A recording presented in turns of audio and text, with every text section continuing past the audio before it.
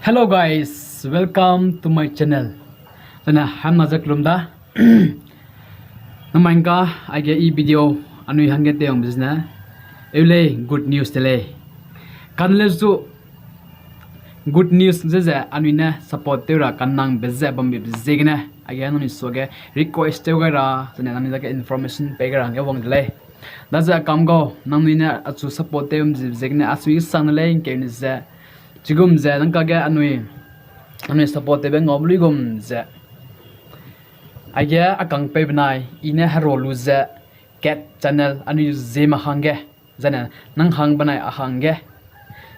channel cat jalat pat kai lamule chipo channel ji na H&K the zeme helping hand ze channel ji ka chi be ko lat pat kai lamule da za anu te na kya ze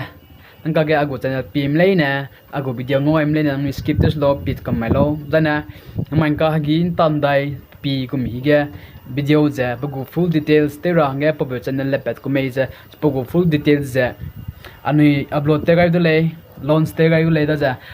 check out te lu za subscribe za support te gai lo dana po channel du za changui ta na ani especially ani zeme hanget lo ge ko le suppose the H&K the zeme helping hand guze anui ele contribution hangel la kai gule chiza changlak zume hang anui hange kangabe channel changbam ra hange anui let kai gule da chipo channel tu te chura hange nangluina support te mak designa chipo channel let kai bize pronga be ge changle po zegna ngya za kamgo nangmi du support channel za telu za nangmi du support te gelo za kiam ngai delei sang bui tana chipo channel du za anui support te gelo ten to gelo jang ni kiam ngai delei chipo channel za agu channel male sana kang pe channel du male kang na anui ko community anui zeme tribe sange chipo za inke ni za to di gule da chi za nang du ning lo ido ai za agu channel delei ning lu za anui sikat lungkat unity gene anui chipo channel du za ten to jang te gele yes Asuiyi sangle ni pitu kai bi bezegna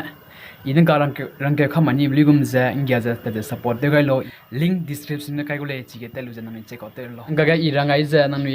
link ga dimelu za nami support tem len za ine modo pe gale kanle zo Asuiyi bi za radup siule da za ani da ke pe za rana namra dle hado dai gule next video me bye bye